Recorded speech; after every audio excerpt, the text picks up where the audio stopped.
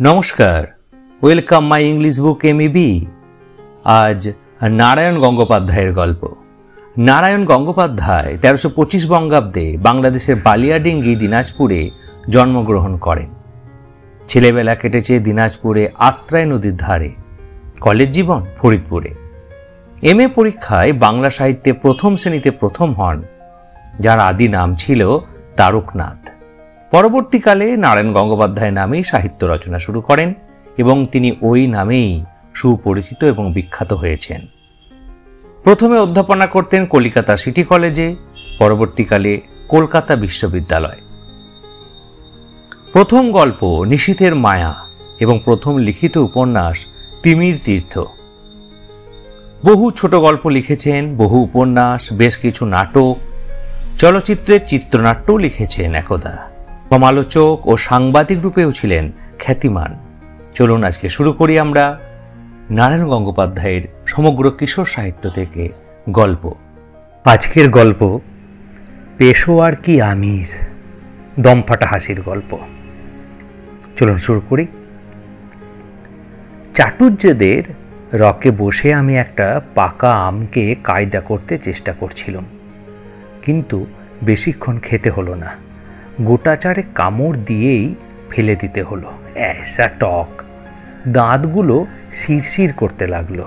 মেজাজটা বেজায় খিঁচড়ে গেল আমার। বাড়িতে মাংস এসেছে দেখেছে, রাত্রিরে জুত করে হাড় চিবোতে পারবো কি না কে জানে। এই সময় কোত্থেকে পটলডাঙ্গার টেনিদা এসে হাজির। গ্যাঁক গ্যাঁক করে বললে, এ পেলা, আমটা ফেলে দিলি যে? যাচ্ছে তাই টক, খাওয়া যায় নাকি? টক? টেনিদা ঢুক করে আমার পাশে বসে পড়ে বললে, টক বলে বুঝি গ্রাহ্য হলো না? সংসারে টক যদি না থাকতো তাহলে আচার পেতিস কোথায়? টক যদি না থাকতো তাহলে কি করে দই জমতো? টক যদি না থাকতো তাহলে চাল কুমড়োর সঙ্গে কামরাঙার তফাৎ কি থাকতো? টক যদি না থাকতো তাহলে পিঁপড়েরা কি করে টক টক হতো? টক না থাকলে পৃথিবীতে আরও অনেক অঘটন ঘটত, কিন্তু সেসবের লম্বা লিস্টটি শোনবার মতো উৎসাহ আমার ছিল না। আমি বাধা দিয়ে বললুম, তাই বলে অত টক আম কোনো ভদ্রলোকে খেতে পারে নাকি? আমির গন্ধে কোত্থেকে একটা মস্ত নীল রঙের কাঁঠালে মাছি এসেছে। সেটা শেষতক টেনিদার খাঁড়ার মতো মস্ত নাকটার ওপর বসবার চেষ্টা করছিল। আমার কথা শুনে টেনিদা সেই পেল্লায় নাকের ভেতর থেকে রণডম্বরুর মতো একটা বিদঘুটে আওয়াজ বেরোলো। মাছিটা শূন্যে বার দুই ঘুর পাক খেয়ে বোঁ করে মাটিতে পড়ে গেল। ভিড়মি খেলো না হাট ফেলি করলো কে জানে। টেনিদা বলল, ইস, খুব যে ভদ্রলোক হয়ে গেছিস দেখছি। তবু যদি পালা জোরে ভুগে দুবেলা পটল দিয়ে শিঙি মাছের ঝোল না খেতিস। তুই কি আমার গাবলু মামার চাইতেও ভদ্রলোক? জানিস, গাবলু মামা এখন 400 টাকা মাইনে পায়। আমি বেজার হয়ে বললুম, জেনে আমার লাভ কি? তোমার গাবলু মামা তো আমায় টাকা ধার দিতে যাচ্ছে না। তোর মতো অখাদ্যিকে টাকা ধার দিতে বয়ে গেছে গাবলু মামার। টেনিদার নাক দিয়ে আবার একটা আওয়াজ বেরিল। জানিস, 3 বার আয়ে ফেল করা গাবলু মামা অত বড় চাকরিটা পেল কি করে? স্রেফ টক আমের জন্যে। টক আমের জন্য? আমি হাঁ করে রইলুম। টক আম খেলে বুঝি ওই রকম চাকরি হয়? খেলে নয় রে গাধা, খাওয়ালে। তবে তাক বুঝে খাওয়াতে জানা চায়। বলছি তোকে ব্যাপারটা, অনেক জ্ঞান লাভ করতে পারবি। তার আগে গলির মোড় থেকে 2 আনার ডালমুট নিয়ে আয়। জ্ঞান লাভ করতে চায় আর না চায়, টেনিদা যখন ডালমুট খেতে চেয়েছে তখন খাবেই। পকেটে পয়সা থাকলে ও ঠিক টের পায়। কি করি, আনতেই হলো ডালমুট। পেট রোগা, এসব তোর খাবার খেতে নেই। বলে হ্যাঁচকা টানে টেনিদার ঠোঙাটা কেড়ে নিলে। আমি ফ্যাল ফ্যাল করে তাকিয়ে রইলুম। খেতে যখন দেবে না তখন বেশ করে নজর দিয়ে দিই, পরে টের পাবে। টেনিদা ভ্রুক্ষেপ করলে না, বললে, তবে শোন, আমার মামার বাড়ি কোথায় জানিস তো? খড়গপুরে। সেই খড়গপুর যেখানে রেলের ইঞ্জিন টিঞ্জিন আছে। সেবার গরমের ছুটিতে মামা বাড়ি বেড়াতে গেছি। ওই যে একটা ছড়া আছে না, মামা বাড়ি ভারী মজা, কিল চড় নাই। কথাটা একদম বোগাস, বুঝলি? কখনো বিশ্বাস করিসনি।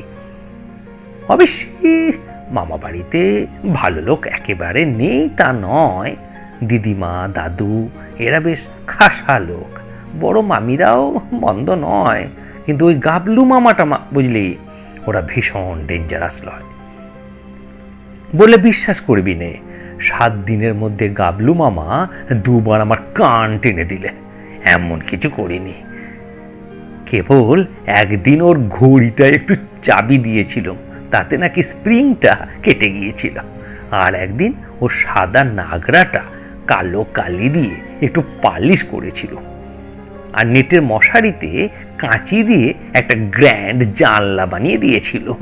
এর জন্যে 2 দিন আমার কান ধরে পাক দিয়ে দিলে। ওহ, কি ভীষণ ছোট লোক বল দেখি। তা করে করুক গাবলু মামা। খড়গপুরে দিনগুলো আমার ভালোই কাটছিল। দিব্যি খাওয়া দাওয়া, মজা সে স্টেশনে রেল দেখে বেড়ানো, হাঁটতে হাঁটতে একেবারে কাঁসাইয়ের মূল পর্যন্ত চলে যাওয়া, সেখানে বেশ চড়ুই ভাতি, আরও কত কি বেশ ছিল। বেশ মনের মতো বন্ধুও জুটে গিয়েছিল একটি। তার ডাক নাম ঘটা, ভালো নাম ঘটকপর। ওর ছোট ভাইয়ের নাম খপনক, ও দাদার নাম বরাহ। ওদের বাবা গোবর্ধন বাবুর ইচ্ছে ছিল ওদের 9 ভাইকে নিয়ে নবরত্ন সভা বসাবেন বাড়িতে। কিন্তু খপনকের পর আর ভাই জন্মালো না, খালি বোন আর বোন। রেগে গিয়ে গোবর্ধন বাবু তাদের নাম দিতে লাগলেন জ্বালামুখী, মুন্ডমালিনী এইসব। এমনকি খনা নাম পর্যন্ত রাখলেন না কারো। তা এই 3 রত্নেই যথেষ্ট, একেবারে 3 তিরিকে নয়, এক একটা বিচ্ছু অবতার। আর ঘটা তো একেবারে সাক্ষাৎ শয়তানির ঘট। আগে কি আর বুঝতে পেরেছিলুম? তাহলে ঘটা ত্রিসীমানায় কে যায়। ও ঠাকুমার ভাঁড়ার থেকে আচার টাচার চুরি করে এনে আমায় খাওয়াতো। আমি ভাবতুম অমন ভালো ছেলে বুঝি দুনিয়ায় আর হয় না। কিন্তু শেষকালে এই ঘটায় আমাকে এমন একখানা লেঙ্গি মেরে দিলে যে কি বলবো। একদিন দুপুরবেলা গাবলু মামা বেশ প্রেম সে নাক ডাকিয়ে ঘুমুচ্ছে, আর আমি দরজার ফাঁক দিয়ে উকি ঝুঁকি মারছি একটা ছিপ চাঁচব। গাবলু মামার দাড়ি কামানোর চকচকে খুঁটটা হাত সাফাই করতে পারলে ভীষণ সুবিধে হয়। এমন সময় ফিসফিস করে ঘটা আমার কানে কানে বললে, এইটা নি আম খাবি? কেন খাবো না, খেতে আর ভয় কি। আর আমায় জানিস তো পেলা, খাওয়ার ব্যাপারে কাপুরুষতা আমার একদম বরদাস্ত হয় না। সঙ্গে সঙ্গে 2 হাত তুলে লাফিয়ে উঠে আমি বললুম, কোথায় রে? আমাদের বাগানে। আমি বললুম, ওরে বাবা। বলবার কারণ ছিল, গোবর্ধন বাবুর খুব ভালো একটা আমের বাগান আছে। বাছাই বাছাই কলমের আম, ল্যাংড়া, বোম্বাই, মিছরিভোগ, আরও কত কি। 1.5 মাইল দূর থেকেও আমের গন্ধে জিভে জল আসে, এই বলে রাখলো। কিন্তু কাছে যায় সাধিকার জমদূতের মতো একটা ऐसा জোয়ান মালি রাত দিন খাড়া পাহারা দিচ্ছে সেখানে। একটু উঁকি ঝুঁকি দিয়ে চুকি সঙ্গে সঙ্গে বাজ খাই গলায় হাঁক পারবে, এখানে হয়েছে কি? ওসব চলবে নি, না পালাইছ তো পিট্টি খাইছ। ঘটা বললে, কিছু ঘাবড়াস নি বুঝলি, আজ জামাই ষষ্ঠী কিনা মালি এবেলা শ্বশুর বাড়ি গেছে, ভালো মন্দ খেয়ে দিয়ে সন্ধ্যের পরে ফিরবে, আজকেই সুযোগ। অমন চাঁদরেল মালিরও শ্বশুর বাড়ি থাকে? আমার বিশ্বাসই হলো না। ঘটা বললে, সত্যি বলছি টেনি, চল না বাগানে, গেলেই বুঝতে পারবি। গেলুম বাগানে। বেগতিক দেখলেই রামদৌড় লাগাবো, লম্বা লম্বা ঠ্যাং দুটো তো আছেই। গিয়ে দেখি সত্যিই তাই, মালির ঘর মস্ত একটা তালা ঝুলছে, আর বাগানে গাছ ভর্তি আম আর আম। তাদের কি রং আর ক্যাসা খুশবু! মনে হলো যেন স্বর্গের নন্দন বনে এসে ঢুকেছে, আর চারদিকে অমৃত ফল ঝুলছে। কিন্তু হলে কি হবে, প্রায় সবগুলো গাছই বিচ্ছিরি রকমের জাল দিয়ে ঘেরাও করা, ঢিল মারলে পড়বে না, আকশিতে নামবে না। শুধু একদিকে বেঁটে চেহারার একটা গাছে কোনো জালই নেই। আর কি আম হয়েছে সে গাছে! মাটির হাতখানে কাছাকাছি পর্যন্ত আম ঝুলে পড়েছে, পেকে টুকটুক করছে আমগুলো। লালে আর হলদেতে কি আশ্চর্য তাদের রং! দেখেই আনন্দে আমার মূর্ছা যাবার জো হলো। ঘটা বললে, এ আমের নাম হলো পেশোয়ার কি আমির। আমের সেরা, খেলে মনে হবে পেশোয়ারের আঙুর, ভীমনাগের সন্দেশ আর কাশির চমচম একসঙ্গে খাচ্ছিস। লেগে যা টেনি। বলবার আগেই লেগে গেছি আমি। চোখে নিমিষে টেনে নামিয়েছি গোটা 15 পেশোয়ার কি আমির। তারপর বেশ টুসটুসে একটা আমে যেই কামড় বসিয়েছি, সঙ্গে সঙ্গে কি হলো সে আমার মনে নেই পেলা। আমি মাথা ঘুরে সেইখানেই বসে পড়লুম। ওরে বাপস, কি টক! 10 মিনিট ধরে খালি মনে হতে লাগলো আমার দুপাটি দাঁতের ওপর কেউ দমাদম হাতুড়ি ঠুকছে। আমার দু কানে 30টা ঝিঝি পোকা কোরাস গাইছে। আমার নাকের ওপর 3 ডজন উচ্চিংড়ে লাফাচ্ছে। আমার মাথার ওপর 7টা কাঠঠোকরা এক নাগাড়ে ঠুকে চলেছে। যখন জ্ঞান হলো তখন দেখি 2 ডজন পেশোয়ার কি আমির সামনে নিয়ে আমি বসে আছি ধুলোর ওপর।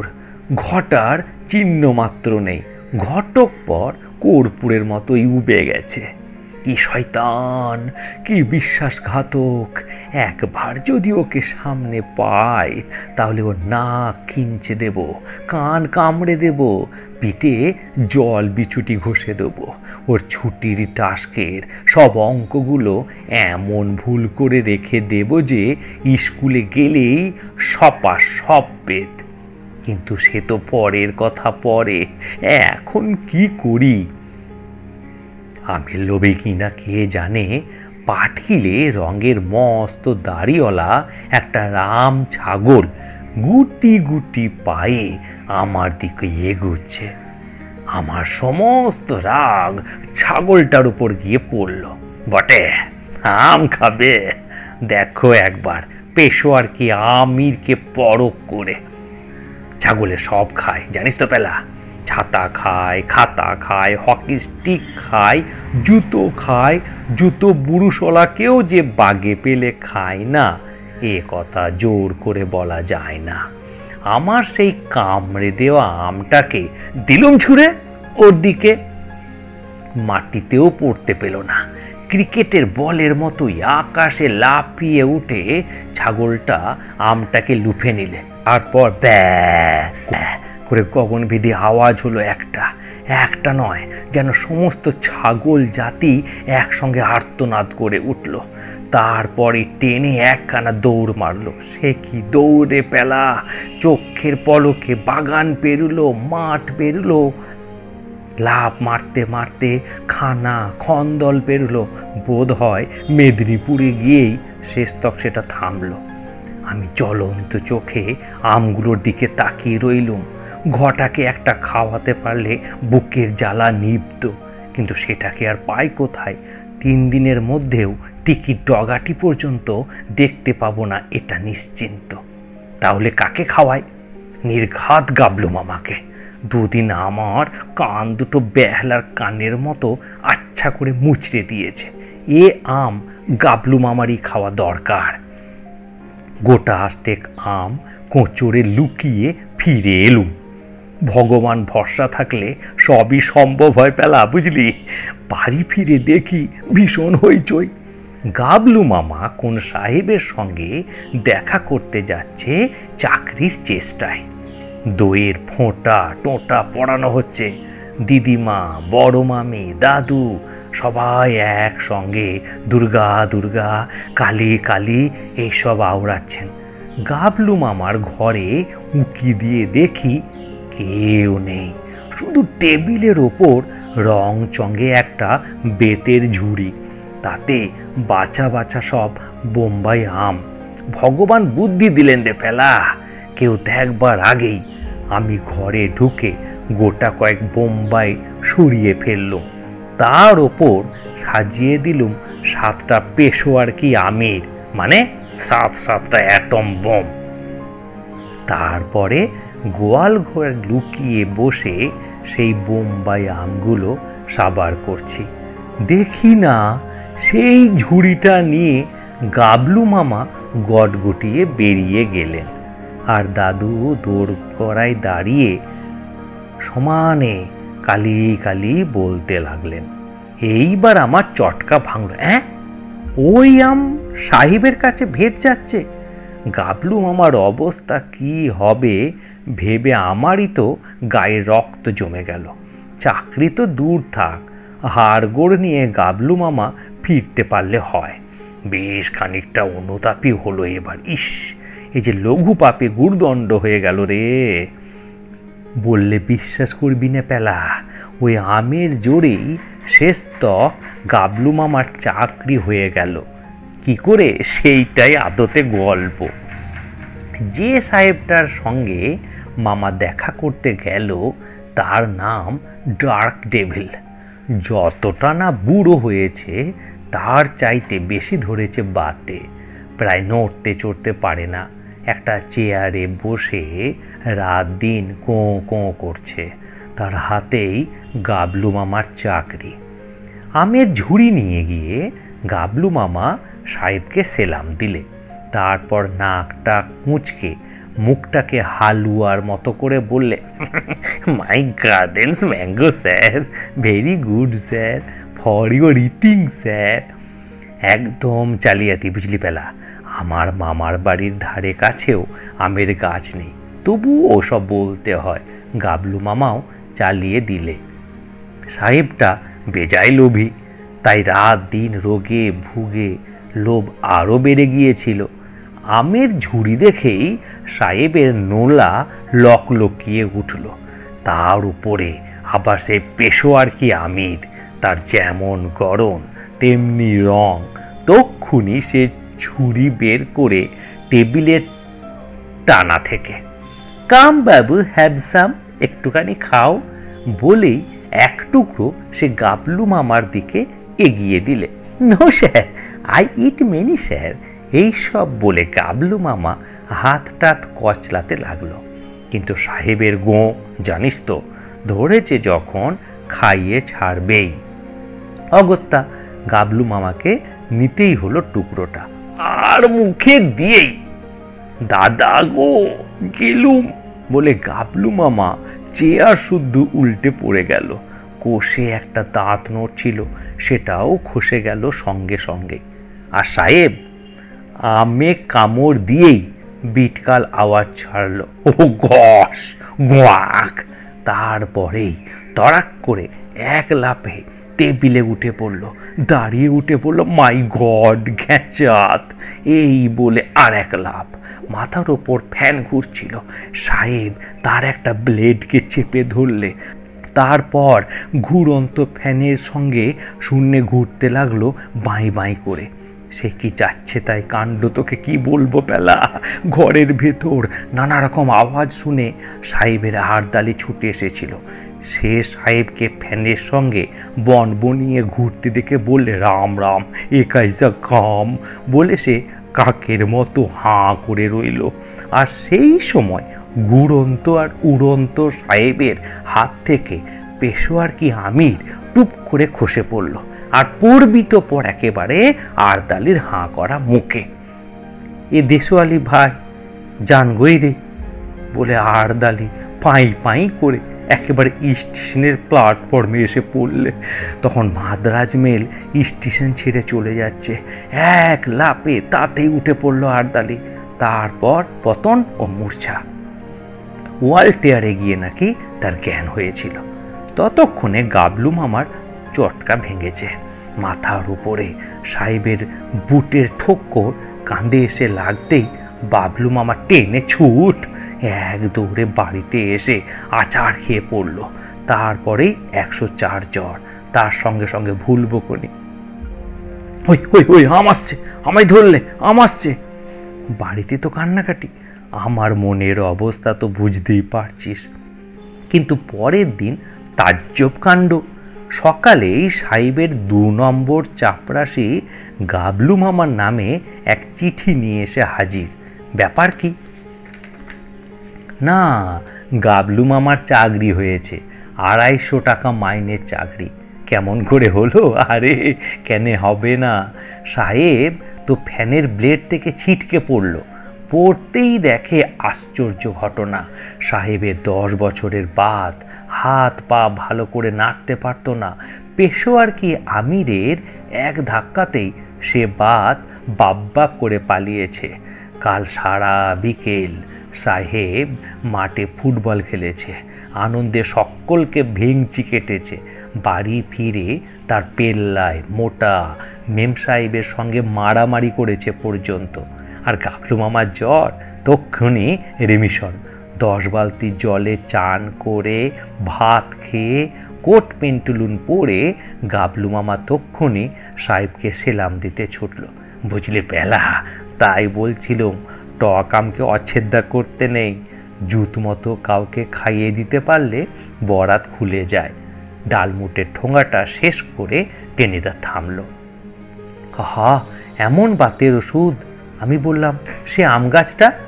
দীর্ঘশ্বাস ফেলে টেনিদা বলল, ও সব ভগবানের দান রে, বেশি দিন কি সংসারে থাকে?